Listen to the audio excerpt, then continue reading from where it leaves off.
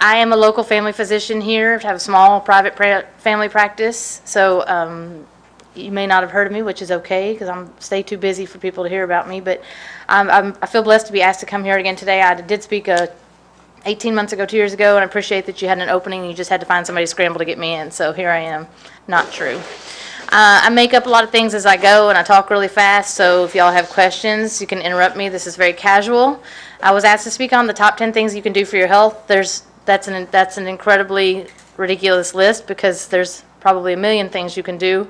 And this list that I have just created is something I asked myself, what do I talk to my patients about over and over and over? So I kind of went through the things that I mention on a regular basis. And so we're going to hit on some of those. And within each one is probably a plethora of information that we could come back and do a 10-week session, 10 weeks on each single one. So this is really just hitting the surface and giving you some ideas about what I look for as a physician and what you as a patient might do to improve your health, and things maybe you probably have all heard about. Most of it you probably heard about. Some of it you might have not considered, and some facts maybe you didn't know, and hopefully we'll just have a good time. So I am an osteopathic physician. People don't really know if they're doctors, an MD or a DO. There are two physicians in this country who are licensed to practice medicine and perform surgery. One's an MD. Most people have heard of that. A DO is another type of physician that actually goes to school the exact same number of years as an MD, the exact same training program, except for DOs are trained on a little bit more holistic medicine, manipulative medicine. So we actually can do a little bit more than an MD can do. So I call it MD plus. So A.T. Steele was the founder of osteopathic medicine. He has some amazing quotes that really just make a lot of sense when it comes to the body. That's why he came up with osteopathic medicine. We honestly believe the body will do its job to heal itself if you'll just give it the right tools. The body will take care of you if you'll take care of it. Unfortunately, many of us, and myself including, don't always do the things we need to do to take care of our bodies. So one of his quotes is, nature has no apology to offer. It does the work if you know how to line up the parts, which is true. You give your body the tools it needs, it will do its best for you. Everybody has their own opinion on what's the right thing to do, how much, how little, too much, to this. There's so many things. So, and what works for one person definitely does not work for another. You're going to get a lot of the doctors or Dr. what's his name on TV telling you, oh, you got to do this and you've got to do that. Really what you need to do is do what you feel is best for you and what your doctors helped you come up with the best plan for your health. So not everything fits in this list that is appropriate for everybody. According to my recommendations, you should definitely meet with your own physician to come up with the best plan for your health. Like I said, there's a whole lot more in this talk than we could actually ever get to, but if you have questions, we'll definitely go over some stuff. Number one, jumping right in, drink water. I say this all day long. I brought my nurse practitioner student with me to vouch for a lot of this. She hears this from me all day long. I tell every patient, how much water are you drinking is one of the main questions I ask. People want to complain about fatigue, and they complain about constipation, and they complain about not losing weight. How much water you drink? Well, I take my pills in the morning. Okay. A 2013 study showed that Americans drink 44 gallons of soda per person per year. That is a 45-gallon fish tank there. That's about what Americans on average drink instead of. Now, some people say, oh, I drink coffee and tea. Isn't that water? Well, sure, you make it with water. Then you add sugar and cream, if you're like me, with my coffee. And then it's all full of caffeine, which some of you may or may not know is a natural dehydrator. So caffeine actually dehydrates you a little bit, so you urinate more, and so you need more water. So, I mean, my husband doesn't like it when I say this, but he has a Coke habit. It's called Coca-Cola. And so I encourage people who do drink sodas or tea or whatever to ounce per ounce with water. If you have to have that soda, keep it down to once a day, and ounce per ounce, however much of this you drink water equivalent. On average, I tell people you drink about 4 to 5 bottles of water should be your equivalent dose to try to shoot for. So drinking water really can do a lot of things for you. It says men are 60% water on average, women 55%. Lean tissue actually has more water than fat. So the more fat you carry, the less water you're actually getting in your body. So it actually needs more. So that leads to another topic we're going to get to, which is building lean tissue. And if you build lean tissue, you need more water, and it actually holds more water, which is healthier for you. This is just a general idea. Men need about 3 liters per day, women about 2.2 liters per day. If you've ever looked at a 2-liter soda and you go, oh my gosh, that's a lot, really isn't that much when you break it down into small increments. So take a 16, 20-ounce bottle and drink 4 of those a day, and you'll probably hit pretty much where you need to be. And I always tell every woman who likes to shop, even you guys, get you a cute little water bottle for $3 or $4 at Walmart, keep it on your desk, and tally mark how many you got to drink every day, and just mark yourself off on your little calendar and give yourself success points that way. I don't know if that's one of the incentives that y'all do, that maybe that's something y'all could incorporate too, is how much water did y'all drink. What does the water do for us? There's a whole lot of things it does for us. You can't read all those things, and I try to give credit for most of the things I steal off the internet, so there's where I steal this from. Usually the CDC is what I use a lot of information from. Our government has amazing websites. I don't speak highly of them all the time, but they've done a great job with resourceful websites. So, you know, everything from head to toe. The brain needs it. Every organ needs it. It regulates temperature. It helps with your joints. It helps deliver oxygen to the body parts that are needed. So when people complain about fatigue and they complain about constipation, and I say, how much water are you drinking? Your body needs this source. And it helps to get rid of all the bad stuff we put in our lives too. Number 2, I'm not going to belabor exercise. You all know we have to do it. We all know we have to do it. I include me in all of these things. But let's just, getting on with the water, the fluids of the body are stopped, yes, in the fascia, organs, and other parts of the system. Stagnation, fermentation, heat, and general confusion will follow. Basically, AT still is saying, you know, if you don't have the fluids, if they are not moving, if things in your body are just stagnant, if you think about those ponds where the mosquitoes love, that water's stagnant, it's gross, it's disgusting. That's what things in our body do when you're not moving. Everything stops. And that's why it says, I love that general confusion will follow. That's what our body does. It gets confused. I'm not working right. I'm not working properly. There are lots of questions on exercise. There's a lot of opinions on exercise. What kind is the best? How long am I supposed to go? What's my intensity level?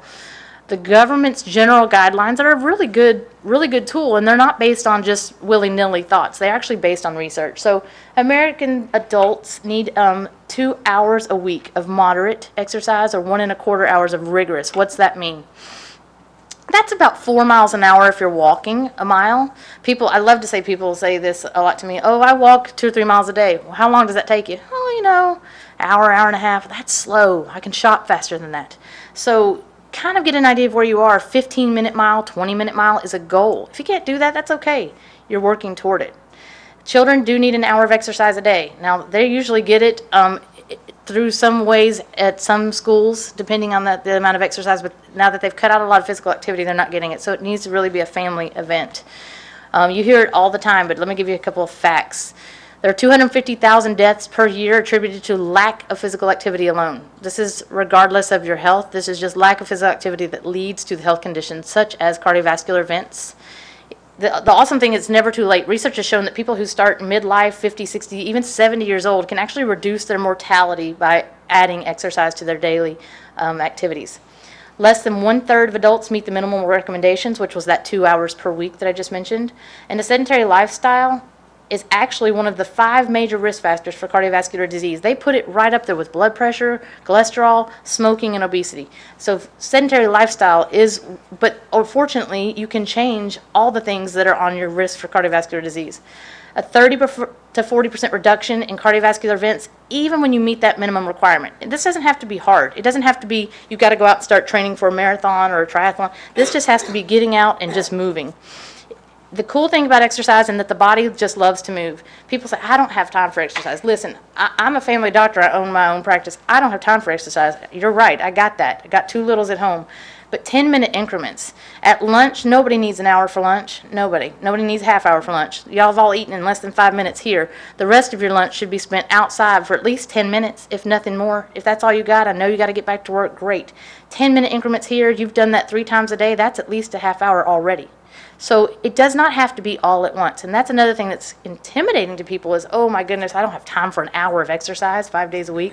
You're right, you probably don't. But you got 10 minutes here, 10 minutes there, and you get a good moderate pace up and your heart rate increases, you're actually doing the same thing. So the last thing I like to tell my patients is being active is not the same as having activity. I love that one. Oh, I walk all day long at work. So do I. I stand up all day long at work, but I am not fit as I should be, and neither is anybody else who just is active at work. Activity requires you to show some input, to actually have motivation toward it. If imagine, so desk jobs obviously we know are worse than walking jobs, but we're going to talk about that a little bit too. So really just being active is not enough. It really has to be intentional activity that you say, okay, I'm going to take this next 10 minutes and really hit it. So again, that's a whole nother topic. But you might consider wearing a pedometer. Pedometers came into fashion. About 10, 15 years ago, the Japanese did a study that said, everybody says walk, but how much walking do I need? The Japanese said 10,000 steps a day is what people need to be fit. That's about 5 miles a day. People say, oh, I do that easy. Well, to put a pedometer on, a good pedometer on, and really measure it, most people hit about 2,000 to 3,000 in an active job and less than 1,500 in a desk job. It's really not great because 2,000 steps is a mile. So if you look at it that way and kind of measure, you give yourself those little goals to reach for, it's good. Eat more, eat less, just eat right. Again, this is a whole other topic of conversation. The great website, choosemyplate.gov, that the government has established that you can go to and get tons of ideas on how to eat. Most of us grew up on the food pyramid. That's changed to the food plate. And the food plate gives us an idea of how much to do. Yes, you should eat more. Yes, you should eat less. A lot of times I hear this, oh, I get 1 meal a day. That's terrible. I eat 6 times a day. It's probably not that great for you either, depending on what you're eating. So really the balance has got to be there. There really is a truth behind calories in, calories out. It's not just a false dream. You can go on every fad diet in the world if you want, but if you can't take it in for the rest of your life and keep it with your lifestyle, it's not going to work. You got to eat breakfast. Your mama does know best about that. You got to eat breakfast. They call it breaking the fast for a reason. Your body does not like to starve. Eat some breakfast. Every 3 hours? Is it every 4 hours? I don't know. The key is don't starve. The key is eat right. The key is eat well. And it has to be a balance between all the good stuff and the bad stuff. A little bit of bad stuff is okay every now and again. I do not have time for that conversation, but it is a giant conversation as far as what to eat and how to do it. The key is, for your health, learn it. Figure it out. Talk with your doctor, talk with a nutritionist, go to the websites, read it. Don't read blogs. Avoid blogs like the plague. I tell my patients to read all the good websites you want, but avoid blogs. Increase your veggies and reduce carbs. This is number 4. The funny thing about carbohydrates is they're not evil. They're not all evil. We actually need a few, not many. The cool thing is that most carbohydrates, you're going to find them in vegetables. You're going to find them in fruits. Carbohydrates are in just about everything. We need 2 to 3 cups of vegetables a day, and I'm getting ready to show you that we don't get that. There's an interesting chart the CDC puts out. It increases your fiber intake, that reduces your cholesterol, improves your bowel movements, it makes you feel fuller so you actually eat less when you have more veggies. It actually reduces your risk for kidney stones, cardiovascular disease, stroke, diabetes, and cancers, and improves your blood pressure. So vegetables have a lot of great resources to offer your body. Carbohydrates are hard. They are difficult because they're everybody's favorite. It's not just about bread, though. People say, oh, I don't eat that much bread. Oh, great. But you got to look at carrots or carbohydrates. Those all add into your daily amount total that you're really allowed to have. So when you understand carbohydrates and how they work, or people say, oh, I don't eat that much sugar. It's not just about white sugar either. But that's a component of it for sure. So you need to learn the difference between good carbohydrates and bad carbohydrates and how to balance those out. This is a percent of U.S. adults consuming 3 or more vegetables a day from the CDC website. This is in 2012 or 13. If you look at Tennessee, we're actually better than I would have thought. But unfortunately, I think that in Tennessee, we fry a lot of vegetables. So we are getting our vegetables, but are we getting them the right way? Usually not. I'm glad to see that Colorado is below us because they typically rock everything out. But look at all those states that are striped. That is only 20 to 25% of the population in that state consumes 3 or more vegetables a day. Not good. It's not good for your health. It's not good for your body in general. So Tennessee is there 30 to 35%, but again, I think a lot of that is fried or sauteed. Yes, ma'am. Yeah, any way you get your vegetables, that actually can count, yeah. If you can get them in a substitute form, I'm a big fan of, I throw vegetables in everything. I've got a 5-year-old and a 3-year-old. They like broccoli, and that's pretty much it. So I'm throwing spinach and carrots in everything I make. And you can't, the good thing about vegetables is most of them actually have no flavor. If you get fresh or frozen veggies, they usually have no flavor to them at all till you add the flavor. We add the butter, and we add the salt, and we add all the good stuff that gives them flavor. But if you actually eat raw vegetables, you'll notice most of them have no flavor. So you can puree them up, throw them in anything, and that actually counts too, as long as you're getting it in. I like this cat. He's doing yoga. Breathing. This sounds crazy, but most of us don't do any true focused breathing.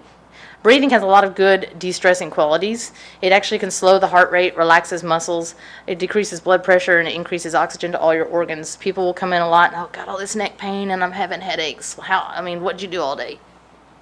Or you're on the phone. People don't stop to relax the shoulders and take deep breaths. And when I say deep breaths, most of us breathe like this.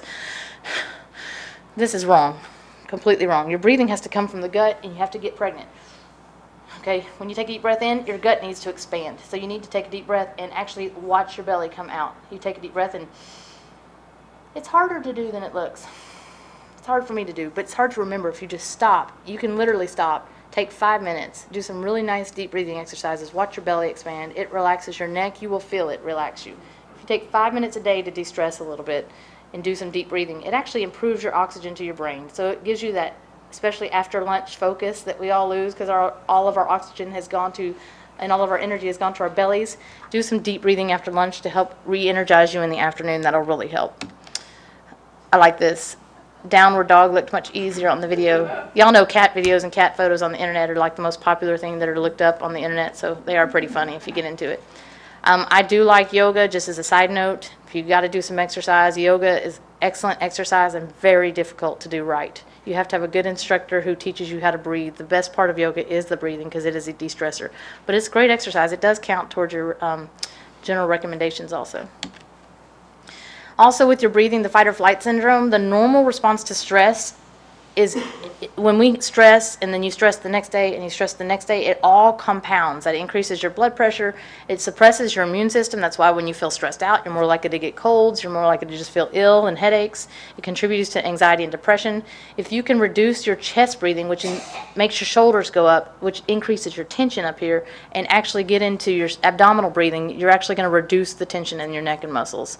So y'all should all practice this together and make sure you go by each other and let's do your deep breathing. It does require, it does look funny, so you may want to do it in private before you practice it. Turn it off. Electronics. Americans use 11 hours of media a day. 11 hours. I recognize we all work on a computer now. Can't have anything about it. We're looking at a computer right now. This counts as your media. Live TV was a big surprise to me. This is a couple years ago, this study. Live TV was almost 5 hours a day of live TV. That blows my mind. I cannot imagine 5 hours a day of live TV. I can't imagine anybody sitting that long, but the truth is we do. We're sitters. If you look down, multimedia device is kind of low. I think it's a little bit off in my own experience, but how many of you go out to lunch or dinner and you're sitting at home and you can't even put the phone down for 5 minutes? I mean, you got to look at it. What's going on that you got to look at it? I don't have a clue. I don't even know where my phone is right now, but it's over here somewhere. But what's so important that you can't put it down? So we got to turn things off. Turn it off. People come in and they complain about not being able to sleep. It's because you won't turn it off. Turn off your brain. You got to give your brain a rest. Yes, it's important to encourage your brain, but the fact is when we're on social media, we're on media itself, TV, computers, phones, we aren't actually promoting our brains. We're just doing mindless activity. I mean, how many of you scroll Facebook before you go to bed, just see what everybody else is doing? It's mindless activity, and before you know it, you spent 20 minutes, and then you're saying, oh, I can't fall asleep. The fact is, when you have media on, there's a blue light that radiates off the screen that tells your brain, the sun's up, the sun's up. The blue light from the media simulates the sun, so it tells your brain to stay awake. You want to sleep? Turn it off. You want to exercise? Turn it off. Nobody needs you that much. Nobody needed you 20 years ago that much. They definitely don't need you now that much. It's really, you're not missing out on what so-and-so had for dinner. 11 out of 16 hours. That's shocking to me again. 16 hours a day is about how long we're awake. Some of us more. 11 of those hours are spent doing, bet you can't even remember. I bet you if you had to stop today and look at the rest of your day, how did you spend 11 hours on media? You'd be surprised. So spending the rest of the day that you have at home on media reduces your time to focus. It also teaches our children it's okay to not focus on each other. These teenagers and kids today it's becoming a huge issue. They cannot communicate because we're terrible role models. So sitting disease is actually not new. It's been around for a few years, but they put a label on it. 50 to 70% more time spend 6 hours a day sitting. That's 50% of people spend more than 6 hours a day sitting. A lot of that comes from desk jobs, unfortunately. There's a new rise in getting away from desk jobs as far as not sitting. 20 to 35% spend more than 4 hours of TV on, more than 4 hours on TV. That's what the Mayo Clinic says. Again, 4 hours of TV. I would go crazy. So cut your sitting time in half. Actually can increase your life expectancy by 2 hours for every time you cut it in half. So every day that you cut it down to 3 hours or less, you're increasing your life expectancy. It actually can make your life expectancy shorter by sitting that long. It's a little mind-blowing. Find ways to get up. If you're at your desk, I like that little thing on the bottom. It's a little, at the top, it's elliptical trainer at your desk. It's pretty cool. Movement is the key. When we find that when we sit, it goes back to that quote AT still had on stagnation. When everything becomes stagnant, everything gets confused and doesn't work as well. On your lunch breaks, like I said, there's no reason, especially when it's gorgeous, to not get out there and walk. Y'all got hallways here even. I don't know what buildings you're in, all different ones, of course, but find some way to do it. And that bottom one is my favorite because I have one, a treadmill desk, and admittedly I don't find as much time to get on the treadmill desk, but in the mornings I try to do my charting on the desk. And it's not a fast walk. It's a normal, everybody can walk without using their brain. If you have an awesome boss or city that would contribute or give you permission to get something like that, that would be amazing. A lot of places are going to stand-up desks now, where you stand up to do your work. While you're standing, you can do a lot of things with your legs. You can do a lot of things with your arms. So sitting is really the worst thing you can do. But if you have to sit, you need to get up every hour, walk around, and do something that allows for stretching, things like that. Finding time to play, this just goes back into it. Joining a league, get out of work.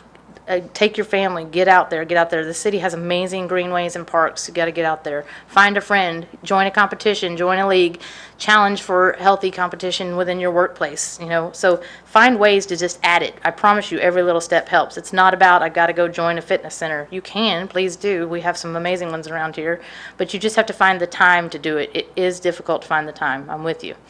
I like this quote, work-related stress such as tight deadlines, conflict within the work, high competition, increases your risk of a myocardial infarction, otherwise known as a heart attack, by 80% over 1 year.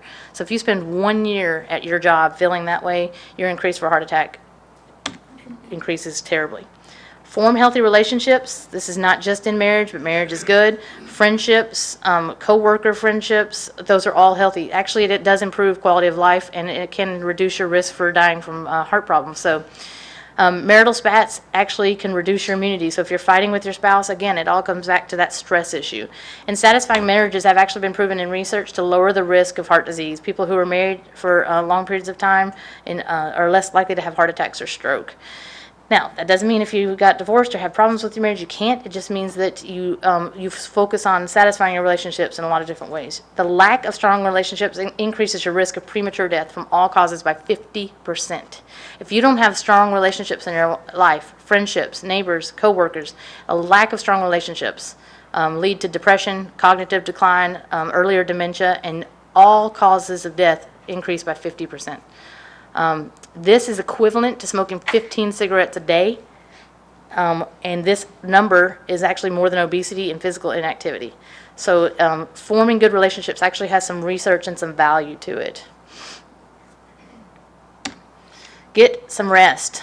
My goodness, it's hard to sleep. It's amazing that people can't sleep, because I could probably stand here and fall asleep. I can always sleep, but I can understand how some people can't. They have a lot of stress, a lot of things on their mind. They've got a lot of things, responsibilities. You can't say enough about sleep. It does hurt your emotional health. It does hurt your physical health. You have slower reaction times in all aspects of life, and you have worse concentration. Am I speaking to anybody here? People say, oh, I can't concentrate at work, I can't focus, my head's hurting, my neck's hurting. A lot of it can actually be related to sleep.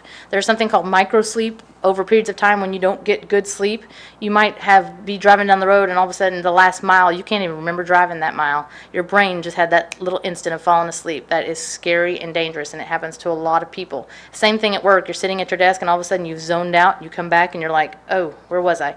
You had that little instant because you're not getting good rest at night. You need to talk to your doctor about getting sleep. It does help healing blood vessels. People who don't sleep well are higher risk for heart attacks and stroke again. And people who have sleep apnea and don't use CPAP are higher risk of the same thing. It increases your blood pressure to get poor sleep. Good sleep improves your immunity, reduces chronic pain, it supports your metabolism. People, again, who say, I can't lose weight, I'm having trouble losing weight, usually they're not sleeping well either. I've figured that out. Know your numbers. I'm definitely biased on this one. Go to your doctor. Get a physical. Get checked out. I love preventative health. I don't... If you don't know it's not there, if you don't know it's there, you can't fix it. Go to your doctor. Get your numbers, your blood pressure, your cholesterol, your blood sugar, your thyroid. Get all your stuff checked. Talk to your doctor about how you can improve all these things we talked about. Get all your preventative checks that you can done. I think that really, I love living. I love life, and some people are so afraid to go to the doctor. They're afraid they're going to find out something bad. Well, let's find it out earlier than later so we can fix it. There's a lot of quality of life to be said about going and get your physicals done. And it helps my business. Which brings us to number 10. Laughter has actually been proven to also help quality of life and to improve your health. And they say that if you get 10 minutes of that good belly laugh that makes your stomach hurt and makes you cry, 10 minutes is the equivalent of running a mile. So take some time every day to find something like that. Again, there's cat videos all over the internet. But it does stimulate the heart, the lungs, the muscles. It increases your endorphins. The endorphins are that feel-good, natural, we eat chocolate to get feeling. Laughter does the exact same thing. It activates the stress response. It helps you to calm down. It helps your muscles to relax. If you start off every morning with a good laugh, I thought this was really interesting, it causes your blood vessels to become actively dilated and it protects them throughout the rest of your day. So I thought that was really nice. So start every day with a good laugh. And of course a chuckle is good, but really when you get to that deep laughter that you get, and y'all know what I'm talking about, long term, it can improve your immune system overall. So you can actually, people who deal with chronic pain and tension, it can actually reduce their pain. It improves your mood. Obviously, it improves your mood. All you have to do is be in a bad mood and somebody comes up with you and has this nice story or shows you something funny. It's intentional and it works. It's interesting that it can reduce your cholesterol plaque and decrease platelet aggregation, which is a fancy word for you're less likely to have clots. And overall, that can reduce your risk for heart attack. So that's pretty interesting. And it dilates your bronchioles in your lungs, which can help your breathing. So here's a good laugh for y'all.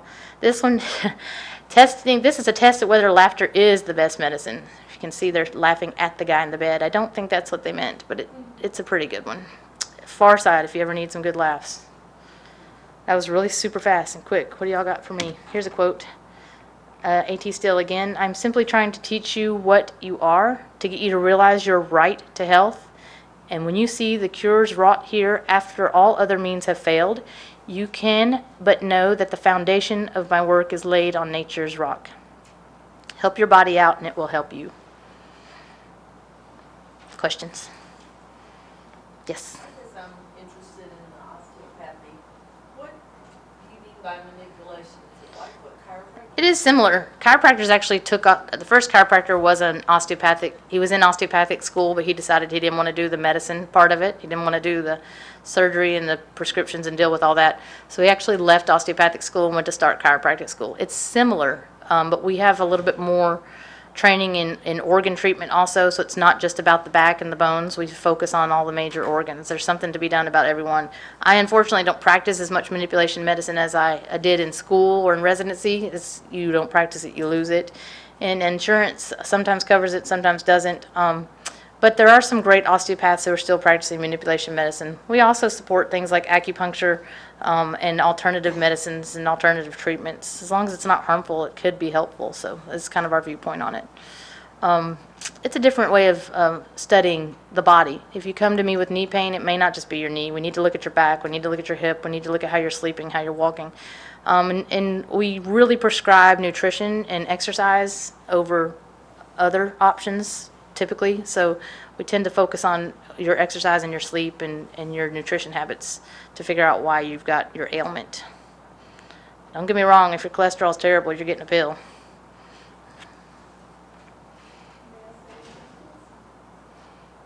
Yes, ma'am. Why on the West Coast is the osteopathic More prevalent. more The West Coast, catching on, but it hasn't in the South? the reason that the West Coast has more osteopaths than the South, actually if you go up to Michigan and Pennsylvania, tons of them in the North too, is because the South actually didn't allow the practice of osteopathic medicine. The last state to join in was Louisiana, I believe, in the 1920s or 30s. So they actually weren't considered equivalent to medical doctors until the early 1900s. So the South was the last place to jump in, which is often the case for a lot of things. Not in a bad way, just that, we're a little bit leery, a little bit traditional, and that's okay. So it took a little bit while for the states to recognize the rights of osteopathic physicians and to recognize that we are just as good and sometimes a different manner than MDs. So that's why. A little bit more liberal thinking out west and a little bit more tradition in the South. Have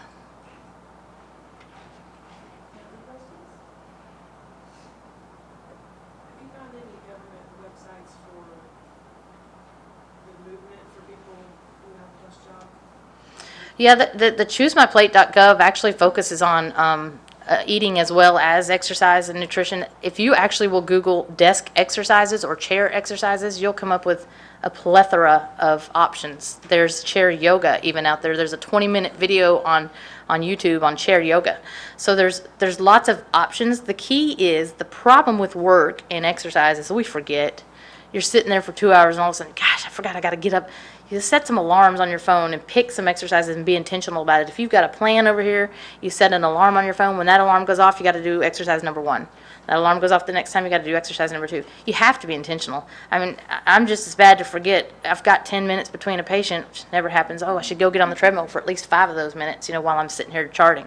You just forget. You just get so busy. So there's more information out there than you could possibly want, but you could YouTube videos to see how to do things appropriately. You can find anything on YouTube. Be careful there.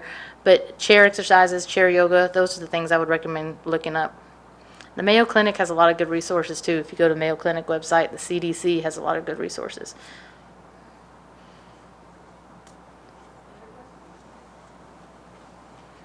Thanks, y'all.